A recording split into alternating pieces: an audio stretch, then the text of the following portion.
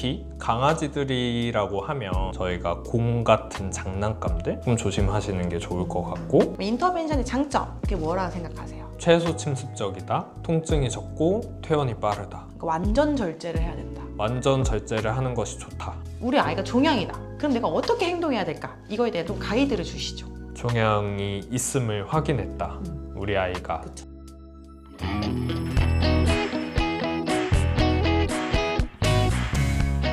그러면 이제 이물이 확인됐어. 이 엑스레이 방사선과 초음파를 통해서 위 안에 이물이 있네? 뭐 이러면 바로 수술에 들어가나요? 어떨 때 수술적 처치가 지시되나요?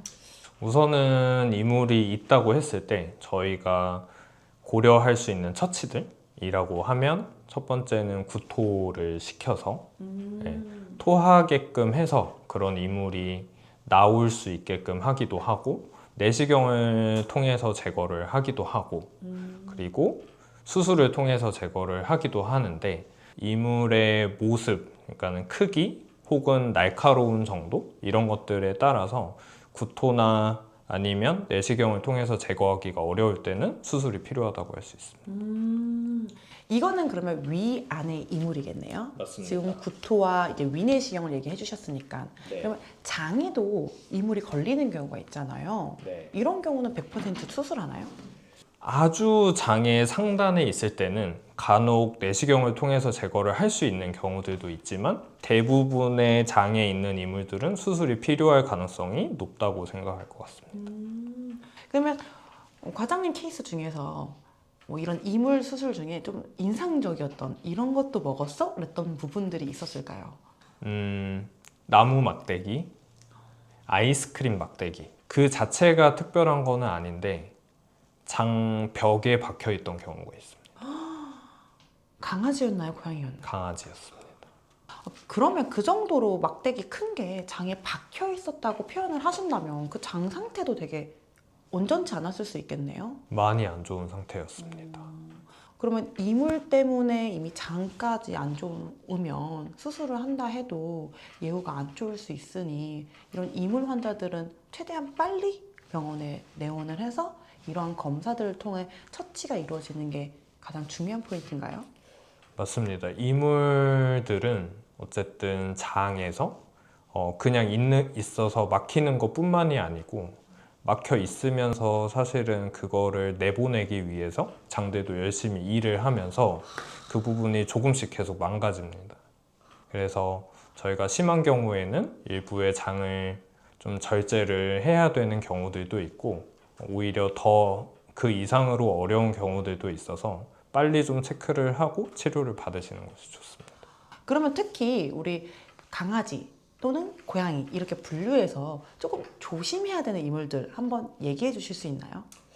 네, 뭐 다 조심을 해야 되겠지만, 특히 강아지들이라고 하면 저희가 공 같은 장난감들 이런 것들이 이물로서 좀 먹고 오는 경우들, 저희가 당연히 강아지들한테 주어져야 되는 장난감들인데 그거를 삼킴으로써 오는 경우들이 꽤 있어서 조금 조심하시는 게 좋을 것 같고, 고양이들 같은 경우에는 실 이런 것들이 생각보다 좀 많이 발견이 됩니다. 제가 학부생 때 한 케이스를 봤는데 스타킹을 고양이가 먹었대요. 가능합니다. 저는 그거를 진짜 학부생 때 이제 공부할 때 들었는데, 되게 길고 그 아이가 위부터 12지장 장까지 스타킹이 다 꼬여가지고 이렇게 돼서 이제 수술을 받은 케이스를 이제 공부를 할 때 들었는데, 고양이는 특성상 길다란 게 있으면 끊임없이 삼킨다. 그래서 그런 류를 조심해야 된다라고 저를 가르쳐 주셨거든요. 실제로 그런가요? 실제로 그런 것 같습니다. 과장님도 이런 길다란 뭔가가 이제 막 장에 많이 이렇게 들어가 있는 경우도 보신 적 있으세요? 너무너무 많이 보고요. 매우 고양이들에게서는 좀 흔한 케이스들이라고 생각됩니다. 뭘 그렇게 제일 많이 먹고 와요, 고양이들은? 뭐 머리카락들도 될 수 있겠고, 실, 진짜 말 그대로 실 이런 것들, 카펫이나 이런 데에서 나오는 실들 이런 것들이 장을 꼬여서 이물로서 좀 작용하게 되기도 합니다. 이물 같은 경우도 바로 수술에 들어가지 않고 과장님이 앞에서 말씀하셨듯이 구토 처치로 나올 수 있는 것인가, 또는 내시경을 통해서 빼낼 수 있을 것인가, 아니면 너무 날카롭고 난이도가 높기 때문에 차라리 절개해서 빠르게 빼는 게 나을 것인가 이런 것들을 결정한다고 하는데 이런 결정의 단계가 있는 만큼 사실 외과적인 접근이 공격적이잖아요. 그렇죠. 그렇죠. 그래서 저도 그렇고 뭐 아까 이물 케이스 같은 것도 그렇고 조금 더 덜 공격적으로 즉 칼을 대지 않아도 좀 더 아이가 나을 수 있는 방법이 있다면 그런 쪽으로도 먼저 선택을 하게 되는 부분이 이제 치료적 방향일 텐데 인터벤션 시술이라는 단어로 뭔가의 치료적 접근을 하는 부분이 있다고는 하는데 사실 저 진짜 전무하거든요, 지식이. 우리 동물 쪽에서도 이런 사람에서 하는 이런 인터벤션 시술 그게 대체 뭐고 어떤 상황에서 주로 이제 시행되게 되는 건지 그런 것 좀 쉽게 설명해 주실 수 있나요? 쉽게요. 네, 쉽게요. 인터벤션 시술이라고 하면 기본적으로 영상 장비, 투시 장비를 사용하고 그리고 최소 침습적인 이 두 가지가 좀 핵심이라고 할 수 있을 것 같습니다. 몸에 있는 원래 있는 구멍, 기도, 식도, 요도 이런 것들과 그리고 혈관들을 사용을 해서 시술하는 거를 인터벤션 시술이라고 합니다. 쉽지 어렵나요? 않네요. 그럼 동물들에서는 어떤 경우에 이런 인터벤션 시술이 지시가 되는 건가요?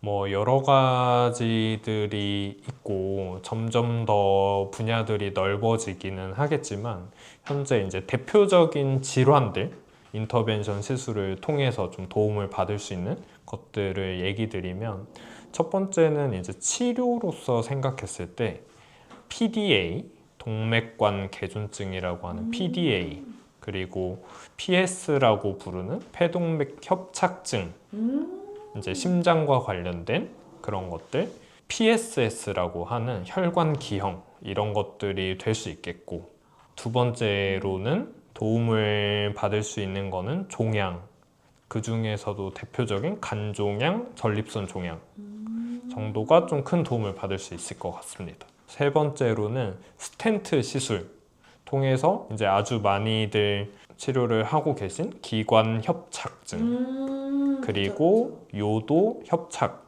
이런 것들이 될 수 있겠습니다.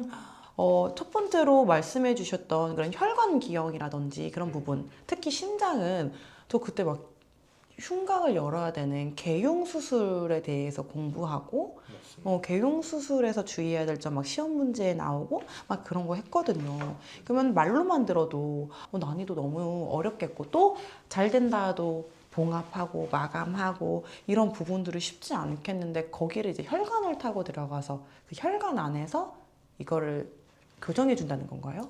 맞습니다. 배흉을 통해서 밖에서 이 혈관을 막을 수도 있겠지만 혈관을 통해서 그 기형 혈관 안에서 그거를 막을 수도 있습니다. 진짜 이 부분만큼은 정말 최소 70이네요. 맞습니다. 정말 예후도 훨씬 좋을 것 같고 아이들의 회복 속도 훨씬 빠를 수 있다는 게 인터벤션 시술의 장점이네요. 그리고 또 물리적으로 협착돼 좁아 있는 기관을 펴주는 그런 시술인가요? 맞습니다. 스텐트라는 것을 이용해서 안쪽에서 기도 내강을 넓혀주는 시술이 됩니다. 이게 너무 달라붙을 정도로 네. 호흡을 못하는 아이들이 제 환자 중에도 몇 명 있었거든요. 그런 아이들은 확실히 물리적으로 이걸 딱 펴주면 훨씬 좋아지겠다라고 생각을 했는데 실제로 그런가요? 맞습니다. 당연히 생각해보기에 이게 많이 좁아져 있어서 사실 나타나는 문제이기 때문에 스텐트를 통해서 넓혀주면 당연히 도움을 받을 수 있겠고 다만 이제 고려해야 될 점은 스텐트 자체도 어떻게 보면 몸에는 이물일 수 있기 때문에 그 자체로도 좀 자극이 될 수 있습니다. 그래서 스텐트 시술을 할 때는 꼭 증상의 심한 정도에 따라서 시술을 고려해 보시는 것이 좋을 것 같습니다. 그래서 PDA라든지 이런 혈관 기형 같은 경우는 그 자체가 생명의 위협이 가기 때문에 대부분 수술이 지시가 되는데 이런 기관지 그리고 요도 이런 부분에 대한 스텐트 장착은 그런 다른 이물이 삽입되는 거에 대한 부분도 고려를 해야 되기 때문에 정말 이 환자한테 이 시술이 적합한가에 대한 그만큼 검사를 한 다음에 진행한다는 거죠. 맞습니다.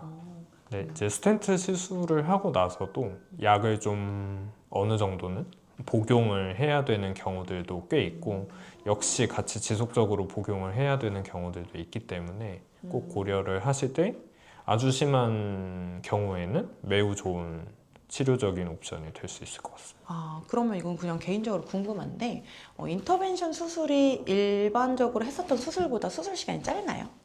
그 질환에 따라서 조금 다르겠지만 기관에 넣는 스텐트 같은 경우에는 매우 짧다고 할 수 있을 것 같습니다. 그러면 그런 PDA 같은 경우 혈관기형 쪽이나 이런 부분은요?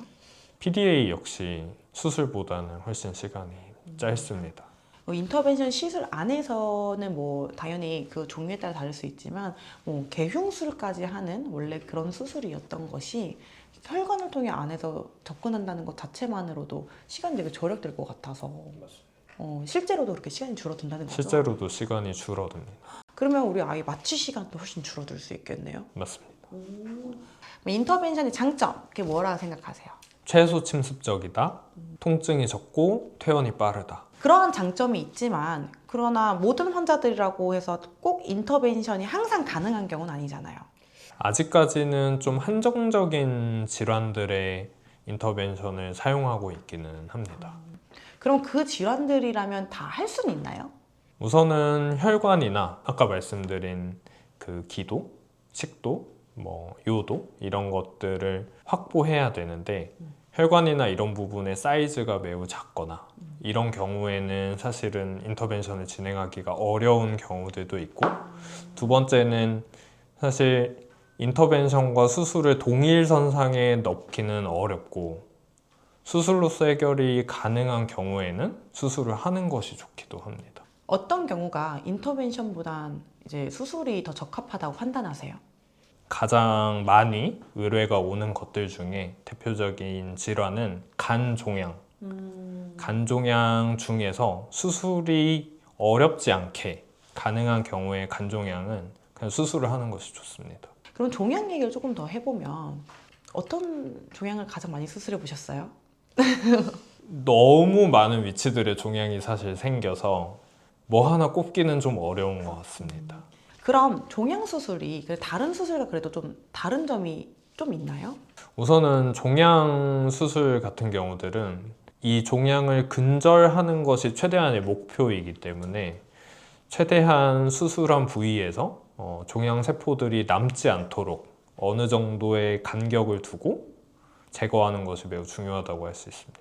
그러니까 완전 절제를 해야 된다. 완전 절제를 하는 것이 좋다. 그쵸. 할 수 있다면. 할 수 있다면. 그쵸. 좀 접근하기가 어려운 장기가 있을까요? 종양으로 왔을 때. 종양으로 봤을 때 첫 번째는 얼굴 쪽들은 사실 범위를 넓게 가져가기가 기본적으로 매우 공격적이기 때문에 좀 어렵다고 할 수 있을 것 같고 두 번째는 항문 주변들은 중요한 것들이 많이 모여 있어서 생활하는데 저희가 소변을 보거나 대변을 보거나 이런 중요한 것들이 많이 주변에 있기 때문에 역시 그 부분이 조금 어려울 수 있겠고 그 외에는 이제 몸 안에서 본다면 대형 혈관, 신경 이런 부분들과 가까이 있는 종양들이 매우 어려울 것 같습니다.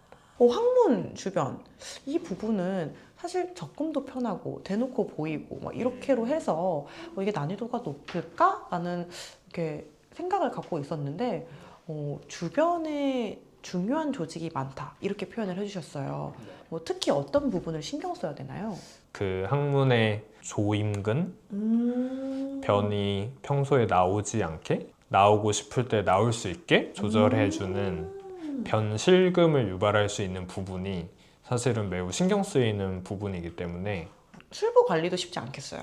물론입니다. 사실 그 얘기를 제가 드리려고 했는데 다른 부위보다도 변이 나오는 곳이고 세균을 많이 머금고 나오는 것들이기 때문에 그 부분이 사실 완벽히 컨트롤하기가 어렵고 그래서 어렵습니다. 그렇네요. 그러면 종양 수술을 할 때 그 과정이 있을 것 같은데 보통 어떤 식으로 진행을 하면서 종양 수술까지 이어지게 되나요? 저희가 이제 종양에 대해서 알게 되는 경우는 겉에서 눈으로 볼 수 있는 종양들도 있겠지만 그렇지 않은 종양들의 경우에는 초음파를 통해서 첫 번째 진단이 되는 경우가 많고 확인된 부분과 관련된 요소들을 CT를 통해서 조금 더 자세히 진단을 하게 됩니다. 이거 되게 궁금해 하실 것 같은데 꼭 CT를 찍어야 되나요? 라고 물어보실 것 같아요.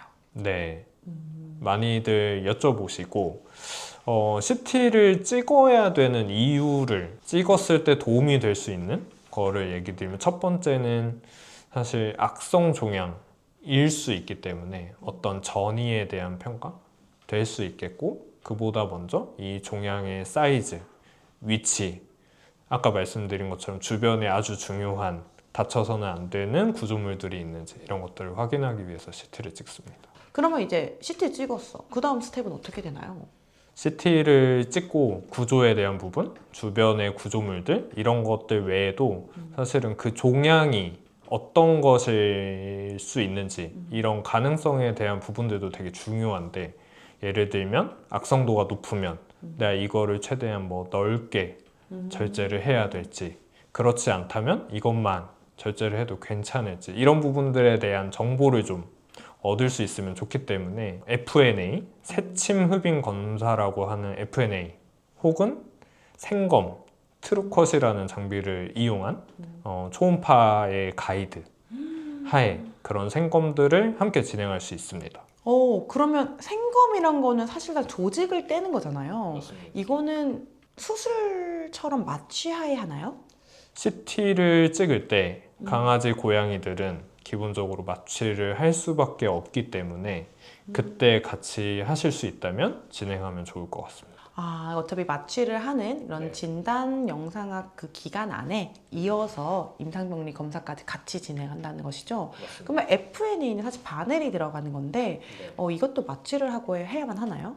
FNA 같은 경우에는 물론 환자가 그거를 잘 받아들일 수 있을 때는 진통, 진정 효과와 함께 그냥 진행을 할 수도 있지만 사실 배 안쪽 같은 경우는 위험한 혈관들도 많고 그렇기 때문에 웬만하면 마취를 하고 진행하는 것을 추천드립니다. 그러면 종양이 초음파에서 의심이 되면 CT를 찍으면서 이런 조직 관련 검사까지 같이 진행하는 게 시간도 그렇고 아이를 괴롭히지 않을 타이밍이 되겠네요. 맞습니다. 그러면 이건 과장님, 이거는 그냥 물어보는 건데 FNA를 더 선호하세요? 조직 검사를 더 선호하세요?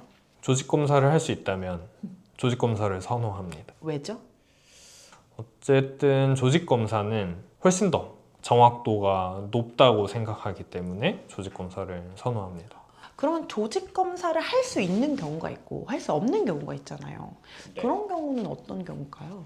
아까 얘기 드린 것처럼 이 조직 검사를 진행하는 데 있어서 주변에 중요한 다쳐서는 안 될 구조물들의 유무, 두 번째는 혹시라도 어떤 종양과 관련된 아니면 아이의 질환과 관련된 출혈의 위험성이 클 경우에 네, 그럴 때는 조직 검사를 진행하기가 조금 꺼려질 수 있을 것 같습니다.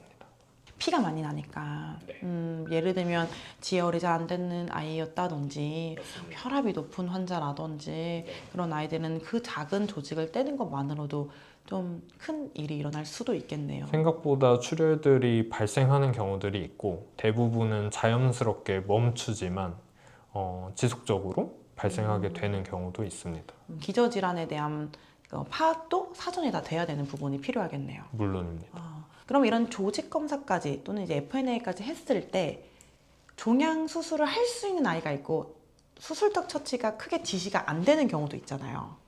네.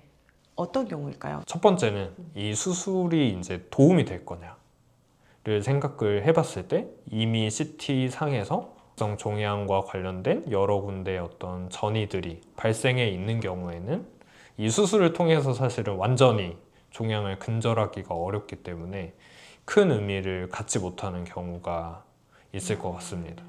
두 번째는 딱 봐도 이 종양을 제거하기가 너무 어려운 주변에 너무 중요한 장기들이 침범되어 있는 경우들 종양에 의해서 그런 경우에는 역시 수술을 조금 보수적으로 생각하게 될 것 같습니다. 그 두 가지 경우를 빼고는 종양이라면 수술을 좀 권장하는 편인가요? 권장하는 편입니다. 대신에 어떤 아이들의 나이, 이 수술을 했을 때 좀 헤쳐질 수 있는 중요한 몸의 기능들, 그 안과 치과를 하시고 계시니까 뭐 종양 수술하고 나서 뭐 씹어 먹을 수 없다든지 뭐 볼 수 없다든지 이런 것도 당연히 함께 고려해서 수술의 여부를 결정해야 될 것 같습니다. 우리 아이가 종양이다. 그럼 내가 어떻게 행동해야 될까? 이거에 대한 또 가이드를 주시죠. 종양이 있음을 확인했다. 우리 아이가 그쵸. 그랬을 때 어떻게 해야 되는지. 그렇죠. 앞서 말씀드렸던 그런 영상 검사들, 그 다음에 관련된 혈액 검사들, CT를 포함한 그런 것들을 진행을 한 이후에 혹시라도 전이, 중요 장기에 대한 침습 이런 것들이 없다면 빠르게 수술을 진행하기를 좀 추천을 드립니다. 왜 작을 때 바로 수술하는 걸 추천하시는 거죠? 그 시점에서 수술을 하면 어쨌든 수술에 대한 난이도, 그로 인한 합병증이 적어지고 좋은 예후를 보일 수 있는 반면에 그냥 놔뒀을 때 사실은 이렇게 보게 되면 결국에는 전이, 침습 이런 경우들로 이어지는 경우가 많고 제일 중요한 거는 삶의 질이 점점 떨어지게 되기 때문에 빠르게 수술하시는 것을 권장드립니다. 그쵸. 네. 저도 비슷한 말씀을 좀 전달드리고 싶은 게 저는 이 부분 이제 치과 쪽으로 해서 얘기를 드릴 수 있는 게 이게 작은 잇몸 악성 종양은 잇몸단에서만이라도 절제를 해도 재발도 없고 아이도 정말 잘 사는데 이게 이미 커져서 뼈 침수까지 가면 뭐 턱을 잘라내느니 뭘 하느니 이런 얘기가 이제 넘어가기 시작하면 아이들의 삶의 질도 많이 안 좋아지더라고요. 그래서 예전에는 작은 종양은 굳이 전신마취해서 떼야 돼? 이런 생각도 했지만 제가 경험이 많아질수록 종양은 확실히 무조건 작을 때 떼는 게 이득이다. 맞습니다. 네. 그리고 개인적으로 좀 더 얘기를 드리면 얘기하신 것처럼 피부에 있는 아주 작은 종양 이런 데서도 사실 별거 아니라고 저희들도 생각을 할 때가 있고 막상 수술적으로 뭔가를 하기를 권장하기가 어려워 보일 때도 있지만 실제로 수술을 하고 조직 검사를 진행했을 때 악성 종양이 나오는 경우들도 꽤 많습니다. 맞아요. 네. 그래서 여기서 우리 보호자님들한테 조직 검사도 반드시 하는 것을 추천하시죠? 당연합니다. 너무 당연해서 너무 당연해서. 네. 진료하시다 보면 보호자님들이 반복해서 자주 물어보는 질문들이 있잖아요. 양성 종양인데 수술해야 되나요? 양성 종양이라는 거에 대한 판별을 받았다고 하더라도 우리 아이가 나이가 많은데 수술이 가능할까요? 제일 중요한 거는 나이보다는 인터벤션 시술이 수술보다 무조건 좋은 건가요?